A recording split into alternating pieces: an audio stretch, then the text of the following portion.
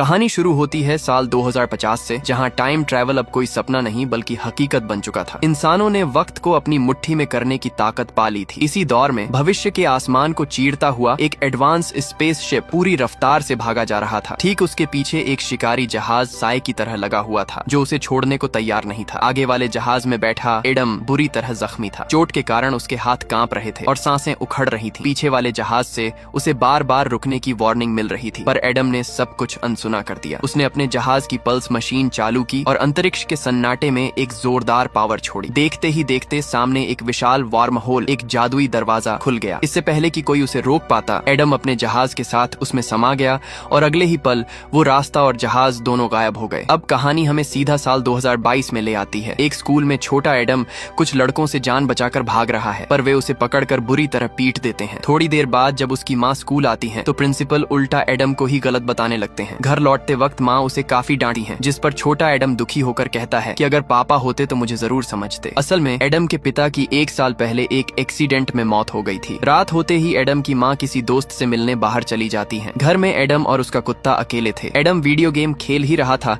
कि अचानक बिजली गुल हो गई। वह टॉर्च लेकर अपने कुत्ते के साथ घर के पीछे वाले हिस्से में जाता है, जहाँ घना जंगल और गहरा अंधेरा था। ऐसा लग रहा था मानो झाड़ियों के पीछे कोई छिपा है। कुत्ता भी किसी खतरे को भांपकर जोर जोर से भौंकने लगता है और अंधेरे की ओर भाग जाता है। एडम भी डरते डरते उसके पीछे गया। वहाँ का नजारा देख एडम के होश उड़ गए। ऊपर से जली हुई राख गिर रही थी और आसपास के सारे पेड़ कोयला बन चुके थे। ऐसा लग रहा था जैसे कोई उल्का पिंड गिरा हो, पर वहाँ कुछ भी नहीं था। तभी उसे किसी के कदमों की आहट सुनाई दी और वह घबराकर वापस घर की ओर भागा। वह गैराज के पास पहुंचकर चैन की सांस ले ही रहा था कि अंदर से कुछ गिरने की आवाज आई। हिम्मत जुटाकर जब एडम ने लाइट जलाई तो सामने एक जख्मी आदमी बैठा था। हकीकत में यह वही भविष्य वाला एडम था जो फिल्म की शुरुआत में गायब हुआ था। छोटा एडम उसे पहचान नहीं पाता और पूछता है, तुम कौन हो और मेरे पापा के गैराज में क्या कर रहे हो? बड़ा एडम कुछ सामान लेने के लिए अंदर चला जाता है। छोटे एडम के बार बार पूछने पर जब बड़ा एडम उसे उसके नाम से पुकारता है तो छोटा एडम सन्न रह जाता है। वह हैरान था कि इस अजनबी को उसका नाम, उसके कुत्ते का नाम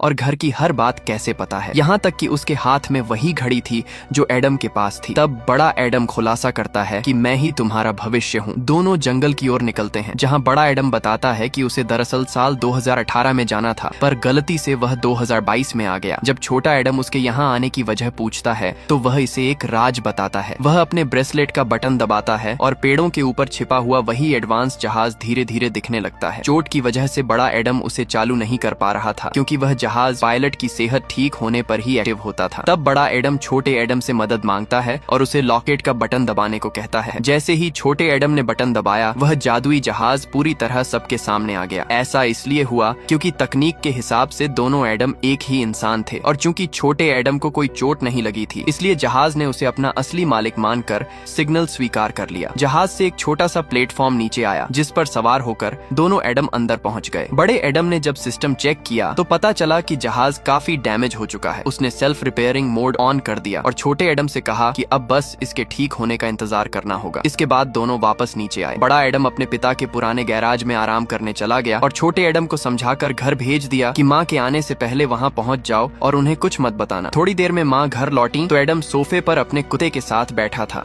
माँ का दोस्त डेरेक उनका सामान लौटाने आया था, जो वह गाड़ी में भूल गई थी। छोटा एडम डेरेक को पसंद नहीं करता था, इसलिए उसने उसे माँ से दूर रहने को कह दिया। एडम के इस बर्ताव से माँ का दिल टूट गया और वह उदास होकर घर के पीछे चली गई, जबकि बड़ा एडम गैराज की खिड़की से चुपचाप अपनी माँ को मायूसी में देख रहा था। अगली सुबह काम पर जाते वक्त माँ ने एडम से प्यार से पूछा कि कोई जरूरत हो तो फोन करना, पर छोटे एडम ने फिर बदतमीजी से मना कर दिया। असल में पिता की मौत के बाद से एडम अपनी माँ से चिढ़ा हुआ रहता था। गैराज में जब बड़ा एडम चोट पर दवा लगा रहा था तो छोटे एडम ने फिर सवालों की झड़ी लगा दी। परेशान होकर बड़ा एडम दवा लेने बाहर जाने लगा। छोटे एडम ने टोका कि इन फटे कपड़ों में जाने के बजाय वह पिता के कपड़े क्यों नहीं पहन लेता। अलमारी खोलते ही बड़े एडम ने देखा कि पिता के जाने के 1.5 साल बाद भी माँ ने उनके कपड़े नहीं हटाए थे। जब छोटे एडम ने माँ की बुराई की तो बड़े एडम को गुस्सा आ गया। उसने छोटे एडम को समझाते हुए कहा, तुम्हें अपनी माँ की कद्र करनी चाहिए। वह हर दिन टूटे दिल के साथ उठती है और सिर्फ तुम्हारा ख्याल रखती है, जबकि उनका ख्याल रखने वाला कोई नहीं है। आने वाले 30 सालों तक तुम खुद को कोसोगे कि तुमने माँ के साथ अच्छा व्यवहार क्यों नहीं किया। ये सुनकर छोटा एडम चुप हो गया और उसे याद दिलाया कि आखिर वे दोनों एक ही तो हैं। इसके बाद बड़ा एडम अपने पिता की जैकेट पहनकर छोटे एडम के साथ मेडिकल स्टोर के लिए निकला। रास्ते में उसने बताया कि वह असल में किसी खास इंसान को ढूंढने निकला है और उसे 2018 में पहुंचना था, पर गलती से यहाँ आ गया। उसने यह भी बताया कि वह अपने समय से यह यान चुराकर भागा है। बड़े एडम ने आगे की कहानी सुनाते हुए बताया कि जब वह भविष्य में अपना यान चुराकर भाग रहा था तो उसे गोली लग गई थी। काफी खून बहने की वजह से उसकी हालत खराब थी और उसी आपाधापी में उसने गलत डेटा भर दिया, जिससे वह 2018 के बजाय 2022 में आ गिरा। एडम छोटे एडम से कुछ पैसे लेता है और दवाइयां खरीदने के लिए मेडिकल स्टोर के अंदर चला जाता है। तभी बाहर स्कूल वाले वही बदमाश लड़के फिर से छोटे एडम को घेर लेते हैं और उसे परेशान करने लगते हैं। जब बड़ा एडम बाहर आता है तो वह उन्हें देखकर मुस्कुराता है और कहता है, मुझे याद है तुम दोनों ने मुझे बहुत तंग किया था। वह छोटे एडम को समझाता है कि डर कर भागने के बजाय उनका सामना करो, लेकिन छोटा एडम एक बार फिर उनसे बुरी तरह पिट जाता है। मायूस होकर छोटा एडम वहाँ से हटने लगता है। तब बड़ा एडम उन लड़कों को आखिरी वार्निंग देता है कि अगर अब एडम को हाथ भी लगाया तो अंजाम बुरा होगा। घर पहुंचकर छोटा एडम खुद को गैराज में बंद कर लेता है और बड़े एडम पर गुस्सा करता है कि उसने उसकी मदद क्यों नहीं की। बड़ा एडम शांति से उसे समझाता है कि उस पिटाई ने ही मुझे आज इतना मजबूत बनाया है, अगर मैं बीच में आता तो शायद हमारा भविष्य ही बदल जाता। वह छोटे एडम से माफी मांगता है। तभी छोटा एडम गैराज के अंदर से एक फोटो दिखाकर पूछता है कि यह लड़की कौन है। बड़े एडम की आंखों में नमी आ जाती है। वह बताता है कि यह उसकी पत्नी लोरा बोन है, पर दुख के साथ कहता है कि अब वह उसके साथ नहीं है। इसके बाद बड़ा एडम एक कैफे में बैठ जाता है जहाँ इत्तेफाक से उसकी माँ एली भी आ जाती है। दोनों में बातचीत शुरू होती है और एली अपना दुखड़ा रोते हुए कहती है कि उसका बेटा उससे नफरत करता है। बड़ा एडम उसे दिलासा देते हुए कहता है कि दुनिया में कोई भी बेटा अपनी माँ के बिना नहीं रह सकता। आप एक बेहतरीन माँ हैं और आपका बेटा आपसे बहुत प्यार करता है। बस अभी वह यह बात समझ नहीं पा रहा। एली को इस अजनबी की बातों में कुछ अपनापन लगता है। जब तक वह कुछ समझ पाती एडम वहाँ से जा चुका था, पर एली को कहीं न कहीं एहसास होने लगा था कि वह शख्स कोई और नहीं बल्कि उसका अपना बेटा ही था। कहानी में नया मोड़ तब आता है जब एक झील के ऊपर एक विशाल और खतरनाक जहाज दिखाई देता है। ये जहाज मायाच का था जो भविष्य से एडम का पीछा करते हुए यहाँ तक आ पहुंची थी। वह अपने सैनिकों को हुक्म देती है कि किसी भी कीमत पर एडम को ढूंढ कर निकाला जाए। उधर दोनों एडम खाना खा रहे होते हैं और छोटा एडम अपनी होने वाली पत्नी लोरान के बारे में पूछने लगता है। बड़ा एडम पुरानी यादों में खो जाता है और बताता है कि उनकी मुलाकात कॉलेज में हुई थी। फिर वह एक बड़ा राज खोलता है। लोरा और एडम दोनों सोरियन नाम की कंपनी के लिए काम करते थे। लोरा भी एक टाइम ट्रैवलर थी जो एक मिशन पर गई तो सही, पर कभी वापस नहीं लौटी। कंपनी ने झूठ फैलाया कि लोरा अपना जहाज नहीं संभाल पाई और हादसा हो गया, लेकिन बड़ा एडम जानता था कि लोरा दुनिया की सबसे बेहतरीन पायलट थी। उसे शक था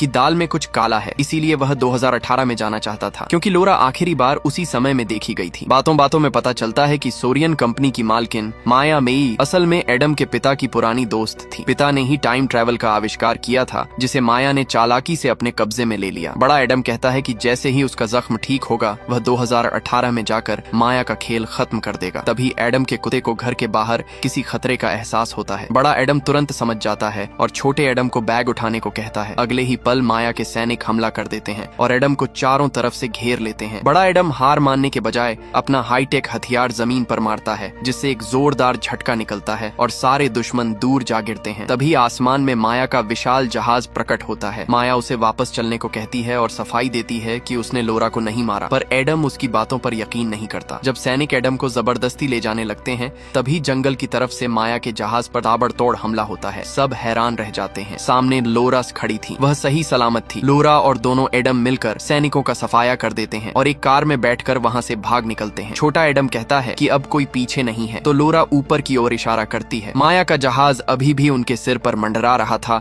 और लगातार बम बरसा रहा था। जैसे तैसे वे जंगल के रास्तों से होते हुए एक झील के किनारे बने सुनसान घर में शरण लेते हैं। वहाँ लोरा बताती है कि वह 2018 में एक खास जांच के लिए आई थी। उसे पता चला था कि माया ने अपने अतीत पास्ट में जाकर खुद को भविष्य की सारी जानकारियां दे दी थी, ताकि वह कंपनी के शेयर संभाल सके और उन नेताओं को रास्ते से हटा सके जो भविष्य में टाइम ट्रैवल प्रोग्राम में बाधा बनते। लोरा ने जब यह सच जानना चाहा तो माया ने उसका जहाज तोड़ दिया और वह यहीं फंस गई। उसे यकीन था कि एक दिन एडम उसे ढूंढते हुए जरूर आएगा। जब छोटा एडम पूछता है कि 2050 में दुनिया कैसी है, तो बड़ा एडम एक उदास मुस्कान के साथ कहता है, तुमने टर्मिनेटर फिल्म देखी है ना, बस समझ लो वहाँ के हालात उससे भी ज्यादा भयानक हैं। लोरा एडम को समझाती है कि अगर भविष्य को बचाना है तो तुम्हें साल 2018 में जाकर टाइम ट्रैवल के आविष्कार को ही रोकना होगा। एडम घबरा जाता है। उसे डर है कि अगर इतिहास बदला तो वह और लोरा कभी मिल ही नहीं पाएंगे, पर लोरा यकीन दिलाती है कि किसी न किसी मोड़ पर वे दोबारा एक दूसरे को ढूंढ ही लेंगे। तभी अचानक दुश्मन के आने का सायरन बजता है। माया ने उन्हें ढूंढ लिया था। लोरा खुद को खतरे में डालकर दोनों एडम को जहाज की तरफ भेज देती है और अकेले मुकाबला करने रुक जाती है। एडम उसे छोड़ना नहीं चाहता, पर लोरा उसे आखिरी विदाई देकर वहाँ से निकाल देती है। तभी एक जोरदार जोरदार धमाका होता है और माया का विशाल जहाज लोरा पर हमला कर देता है। जंगल के बीच भागते हुए दोनों एडम फैसला करते हैं कि अब सिर्फ उनके पिता ही इस मुसीबत का हल निकाल सकते हैं। वे अपने यान में सवार होकर आसमान की ऊंचाइयों की ओर बढ़ते हैं, जहां माया का जहाज उनका पीछा करते हुए अंधाधुंध फायरिंग शुरू कर देता है। एडम बड्डी चालाकी से पल्स मशीन को रीलोड करता है ताकि वह 2018 में छलांग लगा सके। ठीक उसी वक्त माया का जहाज उनके बिल्कुल सामने आ जाता है। टक्कर होने ही वाली होती है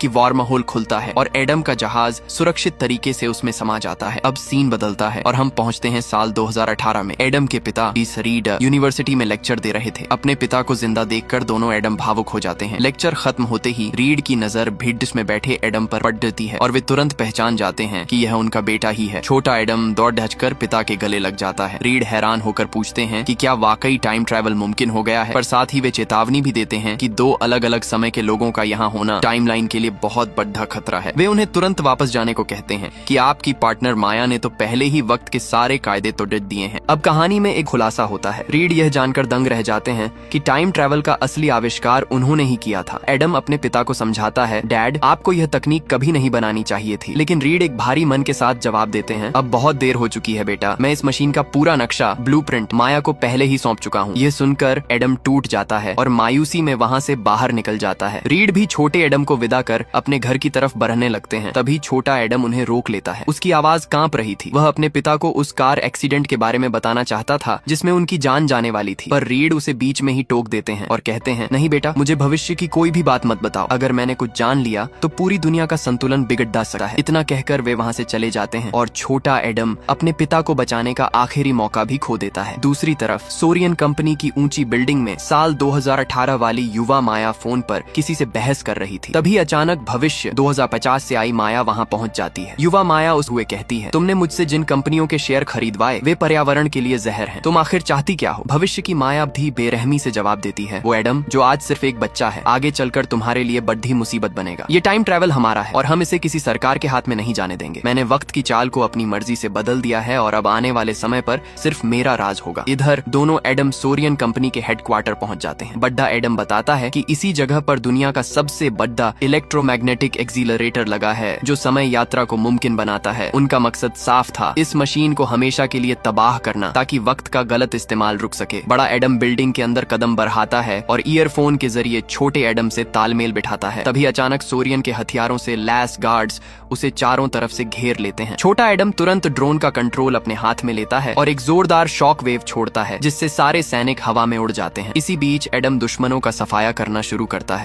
तभी बिजली की रफ्तार से एक और कार आती है और उस गाड़ी को जोरदार टक्कर मारकर एडम की जान बचा लेती है। कार से उनके पिता रीडान बाहर निकलते हैं। वे बड्डे एडम को डांटे हुए कहते हैं, तुमने यहाँ गदर मचा रखा है और इस छोटे बच्चे को भी इस खतरे में घसीट लिया। फिर वे गंभीर होकर कहते हैं कि बिना उनकी मदद के उस मशीन एक्सीलरेटर को खत्म करना नामुमकिन है क्योंकि उसके बनाने वाले वही हैं। एडम अपने पिता के साथ सोरियन की इमारत के अंदर दाखिल होता है। रीड समझाते हैं कि सिर्फ मशीन तोड़ देने से कुछ नहीं होगा क्योंकि कंपनी के पास इस तकनीक का पूरा फॉर्मूला और ब्लूप्रिंट एक हार्ड ड्राइव में मौजूद है। अगर वो बच गई तो वे इसे दोबारा बना लेंगे, इसलिए उस हार्ड ड्राइव को नष्ट करना सबसे जरूरी है। वे लिफ्ट से उस गुप्त कमरे चैम्बर में पहुंचते हैं जहां वह विशाल मशीन दहाड़ दे रही थी। रीड फुर्ती से हार्ड ड्राइव निकाल लेते हैं, लेकिन तभी दरवाजा खुलता है और दोनों माया, पुरानी और नई, वहां आ धमकती हैं। भविष्य वाली माया छोटे एडम के सिर पर बंदूक रख देती है। एडम से हार्ड ड्राइव मांगती है। माहौल में भारी तनाव होता है, पर एडम घबराने के बजाय छोटे एडम को एक गुप्त इशारा करता है। छोटा एडम पलक झपकते ही माया का हाथ ऊपर की तरफ झटका देता है। उसी पल गोली चलती है और सीधे एक्सीलरेटर की मशीन से जा टकराती है। मशीन की दीवार में एक भयानक दरार पड़ जाती है और पूरे चैम्बर में ऊर्जा का एक जबरदस्त सैलाब उमड़ पड़ता है। अगले ही पल एडम की जैकेट के बटन एक एक करके उस एक्सीलरेटर की ओर खींचने लगते हैं, मानो वहाँ कोई ताकतवर ब्लैक होल बन गया हो। लोहे की हर चीज उस मशीन की तरफ खींची चली जा रही थी। माया के सैनिक जिन्होंने लोहे के भारी कवच पहन रखे थे, वे तिनकों की तरह हवा में उड़कर सीधे एक्सीलरेटर के अंदर समा गए। इसी बीच एक सैनिक छोटे एडम को जकड़ लेता है और दोनों हवा में खींचते हुए दीवार से जा टकराते हैं। तभी सुरक्षा सिस्टम एक्टिवेट होता है और चैम्बर के सारे दरवाजे लॉक हो जाते हैं। अब सब अंदर कैद हो चुके थे। रीड किसी तरह छोटे एडम को बचाने की कोशिश करते हैं। तभी छोटा एडम अपने हाईटेक ड्रोन ग्लव्स का इस्तेमाल कर उस सैनिक पर वार करता है और फिसल कर नीचे आ जाता है। दूसरी तरफ एडम माया के एक आदमी से जान लगाकर मार रहा था, पर वह कमजोर होने लगता है। छोटा एडम मदद के लिए आता है और उस आदमी को चुनौती देता है, क्या कभी किसी बच्चे से पिटे हो? लेकिन वह आदमी उसे एक थप्पड़ में गिरा देता है। एडम उसे रोकने की पूरी कोशिश करता है। तभी उसकी नजर एक्सीलरेटर के गुरुत्वाकर्षण से टूटते हुए लोहे के भारी दरवाजे पर जाती है। जैसे ही मौका मिलता है, बड़ा एडम उस आदमी को दरवाजे के टूटे हिस्से की तरफ धकेल देता है और वह सीधे एक्सीलरेटर में जाकर समा जाता है। इस टक्कर से एक्सीलरेटर पूरी तरह बेकाबू हो जाता है और चीजों को और भी ज्यादा ताकत से अपनी ओर खींचने लगता है। रीड साफ कर देते हैं कि अब सिस्टम फेल हो चुका है और इसे कंट्रोल करना नामुमकिन है। तभी वहाँ दोनों माया आ पहुँचती है। युवा माया बंदूक तानकर रीड से हार्ड ड्राइव मांगती है, पर रीड मना कर देते हैं। भविष्य की माया उसे गोली चलाने को उकसाती है, पर जब जवान माया हिचकिचाती है तो भविष्य की माया खुद बंदूक छीन लेती है। वह ठंडी आवाज में धमकी देती है, हार्ड ड्राइव दे दो वरना मैं ट्रिगर दबा दूंगी। रीड उसे बातों में उलझाए रखते हैं, पर अंत में माया गोली चला ही देती है। गोली रीड की तरफ बढ़ती है, लेकिन एक्सीलरेटर की चुंबकीय शक्ति के कारण वह हवा में अपनी दिशा बदल लेती है और सीधे बगल में खड़ी युवा माया की छाती को चीर देती है। जवान माया की मौके पर ही मौत हो जाती है। रीड भविष्य की माया की आंखों में देखते हुए कहता है, तुम कभी विज्ञान की असली ताकत को समझ ही नहीं पाई। उसी पल भविष्य वाली माया का शरीर